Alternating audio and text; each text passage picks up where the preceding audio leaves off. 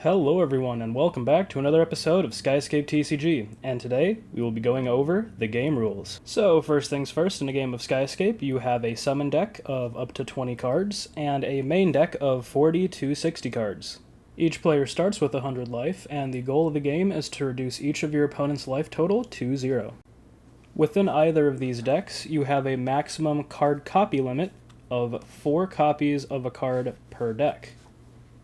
Your summon deck can contain 2 types of cards, character summons and void summons. To break down the template of a character summon, the name of the card is up here, there's artwork of the card displayed here, there is the center icon depicting that the card is a character summon, as well as the gold template indicating it. Then there's also the creation type for this card, so the card's type will be here, the character's race will be here, so this is a creation type human race character summon.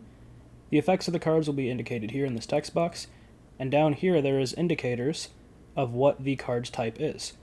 So since this card is creation type, this creation icon is highlighted, whereas the other ones are not.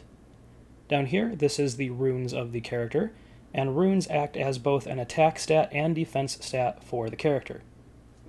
Then on the bottom of the card here, we have some additional information, including the set icon, the rarity of the card itself, as well as some set numbers and additional artist information.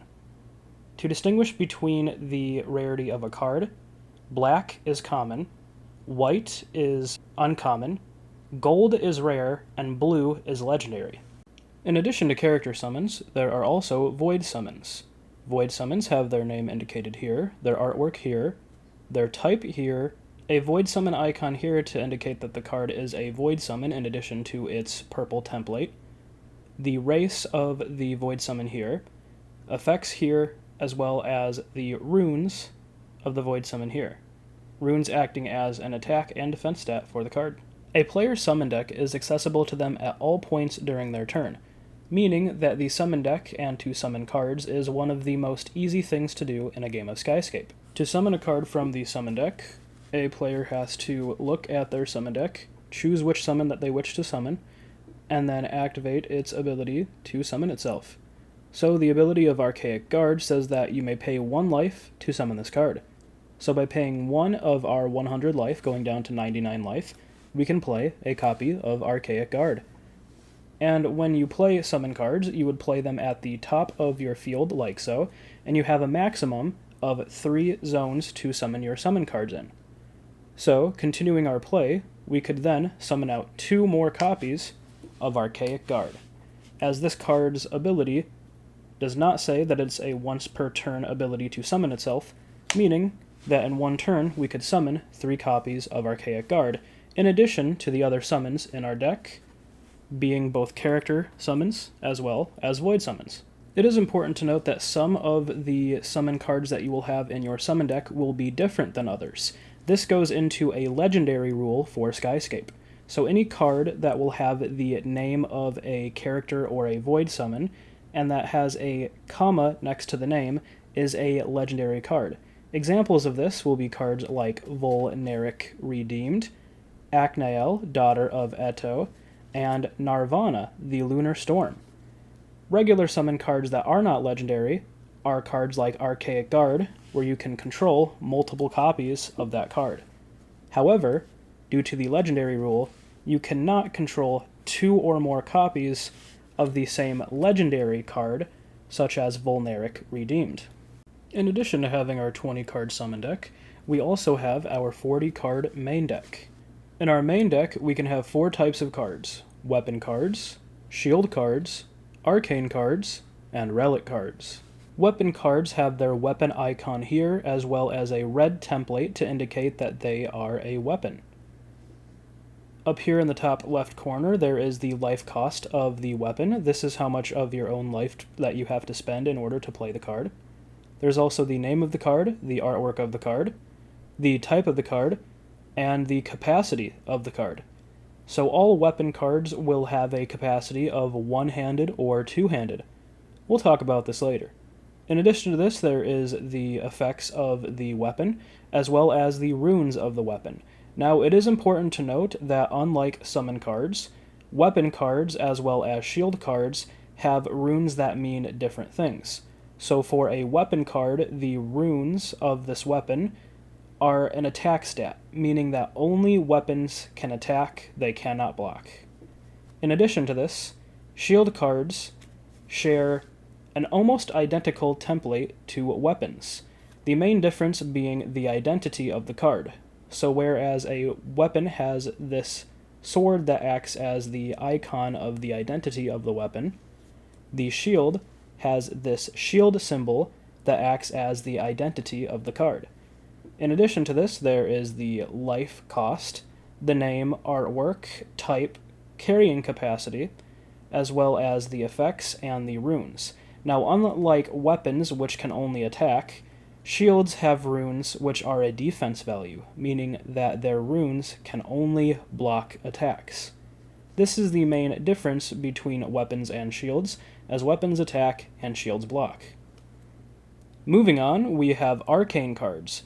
Arcane cards are very similar in template to the weapons and shield cards, with one major exception. An arcane card has no runes.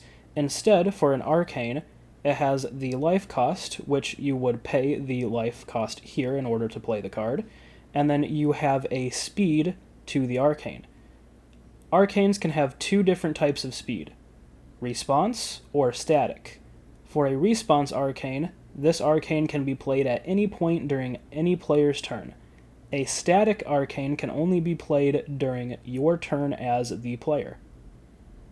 In addition to this, there are the effects of the arcane here, and this little area down here is dedicated to the flavor text of the card. The flavor text is just a bit of the story of the game, and it does not affect the card rulings or effects in any way whatsoever. In addition to this, there is the icon of the arcane here, and this is the identity of the arcane. And once an arcane's ability is used, the arcane card is sent to the discard pile, or in this game, the severed pile. And for the final type of card in the main deck, we have relics. Now, relics are unlike any of the other cards in templates, as the life cost for the relic will be on the bottom of the card here. So this card costs 4 life to play. There is also the type here, as well as the duration of the relic. So duration can either be permanent or single use. Much like arcane cards, if a relic is single use, you play it for its life cost, activate its ability, and then the card is discarded to your discard pile or severed pile. However, for a permanent relic, once you play the relic and activate its ability, the relic will stay on your side of the field until it's destroyed by a card effect. In addition to this, there is the chalice icon, which acts as the identity of the relic, as well as the brown template to distinguish that this card is a relic. As far as deck building goes in Skyscape, your deck can contain 40 to 60 cards with a maximum copy limit of 4 copies per card, and this can contain any number of weapons, shields, arcanes, or relic cards. There are 2 ways to play your weapon and shield cards. So, on an empty field like so, if you had your hand of cards, you could pay the life cost of your weapons and your shields, and be able to equip to yourself your weapons and your shields. So in this example, we will be paying 3 life to equip to ourselves a copy of Left Hand of Creation and Archaic Rune Shield. Now, in our own zone, we do have 1 available zone to be able to play these weapons and these shields, and we do have a capacity limit of 2 hands. So, since each of these cards is one-handed, we will be able to control both of these cards. In another example, we could have a 2-handed weapon or a 2-handed shield. In this example of Alchemist's Staff, we would only be able to play in this zone our 1 copy of the Alchemist's Staff, as it is a 2-handed weapon. Once we have this 2-handed weapon out, we cannot normally put down another 1-handed weapon or 1-handed shield, as our capacity is met. However, what we could do with our hand of cards is we could play summon cards. And the cool thing about each of the summon cards is that, let's say for this example, we control multiple copies of Archaic Guard. Each of these copies of Archaic Guard have their own capacity areas as well. So, for example, we could take a copy of Left Hand of Creation and a copy of Archaic Rune Shield, and we could play both of these cards immediately equipped to our copy of Archaic Guard. And this can go for each copy of Archaic Guard as well, and ourself as well. So we could have our weapons here in our own zone, so we could have a two-handed weapon in our own capacity zone here. Our middle Archaic Guard could have two one-handed weapons or shields equipped to it, and then the other two Archaic Guards could have their own weapons and shields equipped to them, so long as they fall into this rule of two one-handed cards or one two-handed card. So long as this capacity is kept in each of these zones, the game will be able to play properly. Next, let's talk about the turn structure of a game. So first things first, after shuffling your main deck of 40 to 60 cards, each player will draw a hand of 5 cards to begin the game, as well as setting their starting life total to 100. After doing this, a player will have multiple steps during their turn during a game. The first step of the turn is the draw phase. During the draw phase, the turn player will draw until they have 5 cards within their hand. Next, there is a recovery phase. During the recovery phase, any card that a player controls that would be sideways or exhausted is turned right side up and is recovered. After this, there is the main phase. During a player's main phase, they are able to play any of the cards that they want from their hand by paying their life cost, activating any of their arcane cards, then sending them to the severed pile, and then being able to play any of their relic cards on the field. In addition to this, a player can also summon out the cards from their summon deck. After this main phase, there is the battle phase.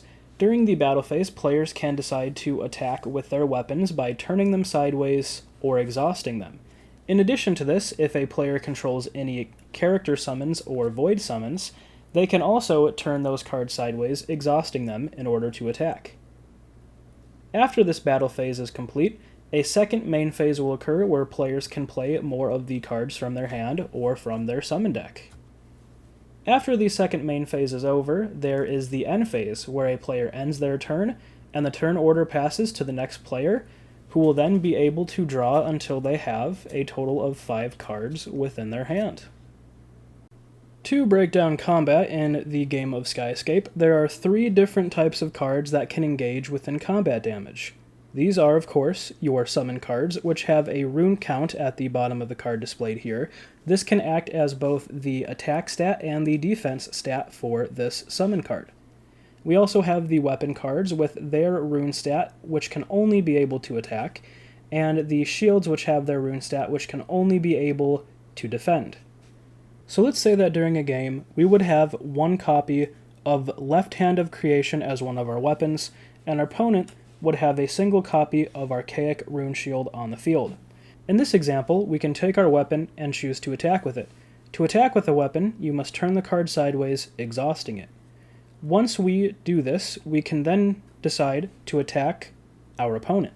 Once we are attacking our opponent gets to decide whether or not they'd like to block.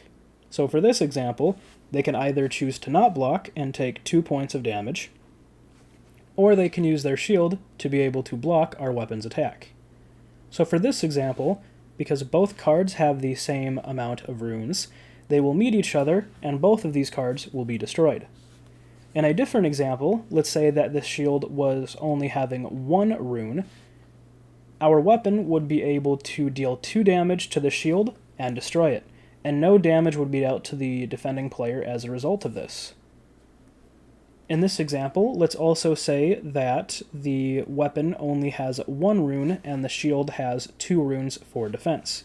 Our attacking weapon would be able to deal 1 point of damage to the shield, assuming that our opponent blocks, and the shield will remain intact as well as the weapon. Both cards remain, and neither player takes any points of damage. In the next example, let's say that our opponent also controls a summon card. In this example, we would attack with our weapon, and our opponent can decide to either not block and take 2 points of damage, they can decide to block with their shield, or they can decide to block with their summon card. If they decide to block with their summon card, we will essentially do the same thing that we did with our weapon and the shield, as we do with the weapon and the summon card. So since both of these cards both have 2 runes, they would both meet each other, and both cards would be severed. In the example that the runes of the summon card is less than the runes of the weapon, the summon card would be severed, and the defending player takes no damage. However, if the runes of the summon card are higher than the runes of the attacking weapon, the summon card is dealt damage, and the weapon remains on the field, allowing both cards to exist with neither being severed. Then, at the end phase, whichever cards are dealt damage but are not severed and destroyed by combat, these cards would end up healing and getting all of their runes back. So, the shield would go back to 2 runes, and the summon would go back to 2 runes as well. To delve further into combat, let's say that our attacking weapon is attacking our opponent's summon, which happens to be equipped with a shield.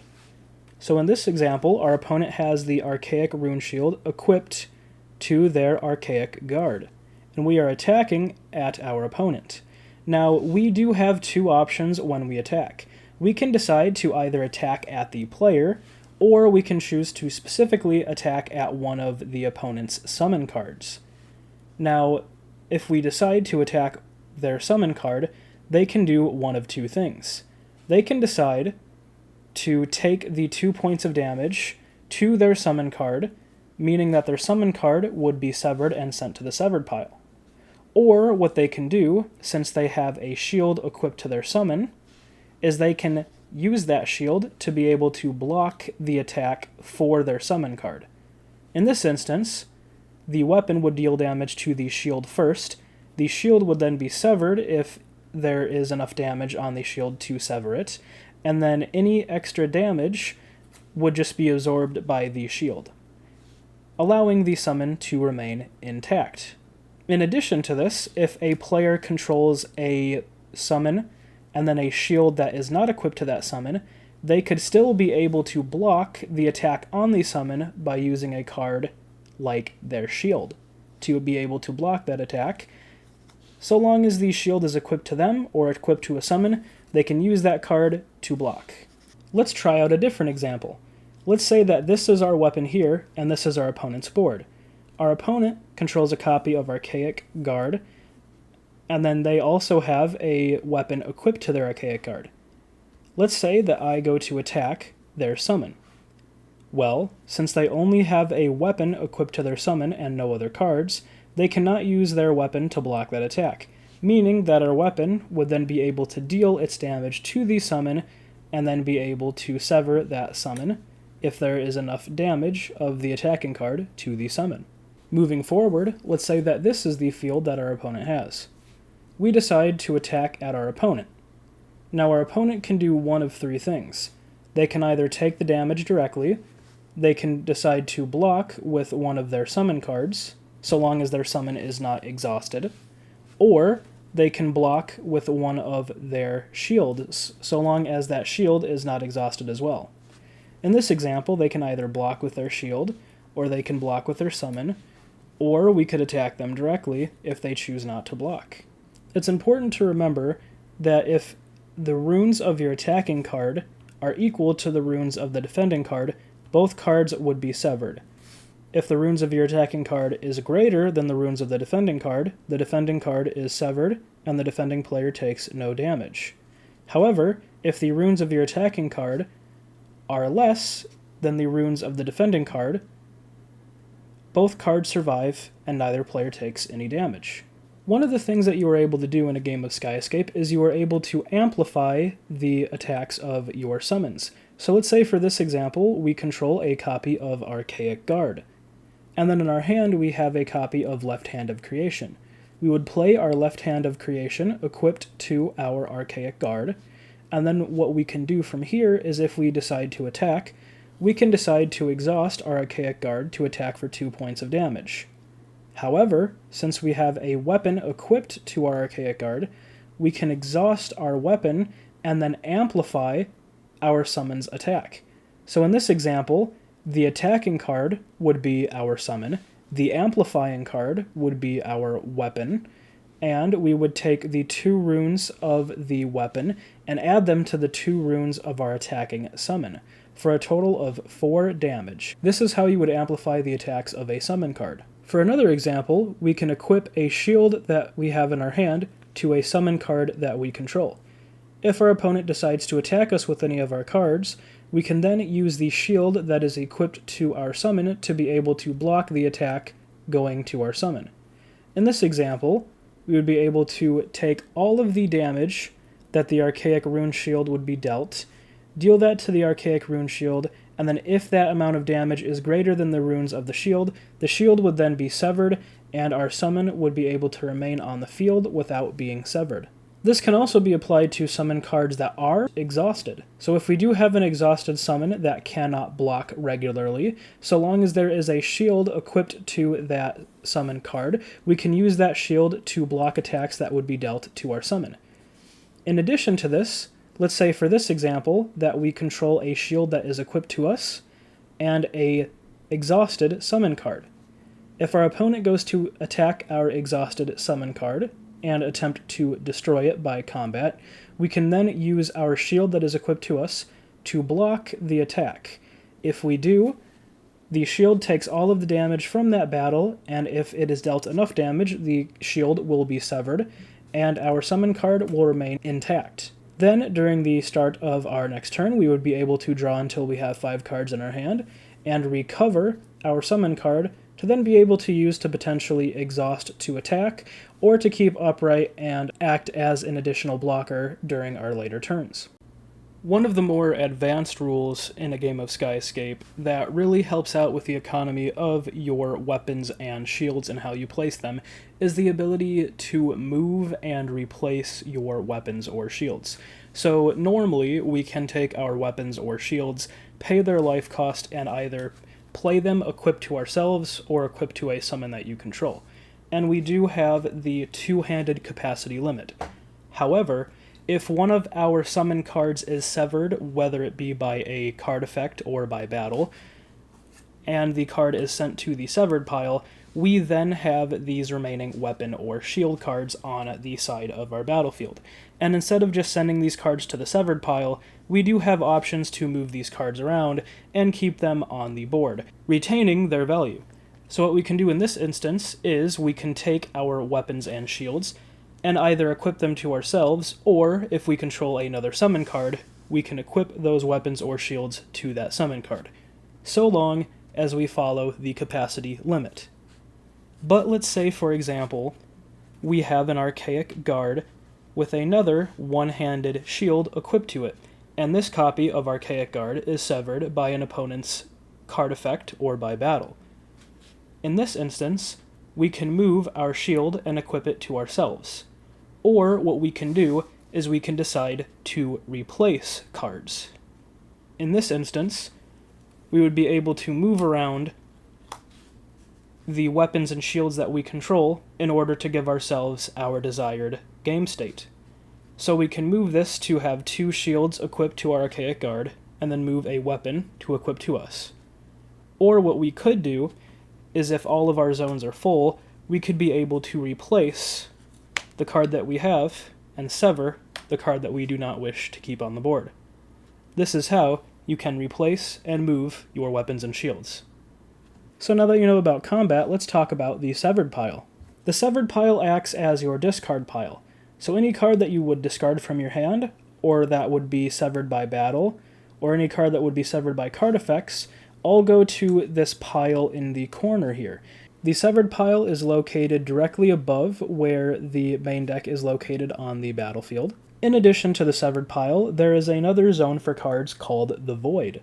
Any card that would be sent to the Void is normally sent to the Void face up and is put sideways like this, located directly above where the severed pile is on the battlefield. Cards that are sent to the Void can be sent face up or sent face down. Sending cards to the Void is primarily found within Void Summon cards.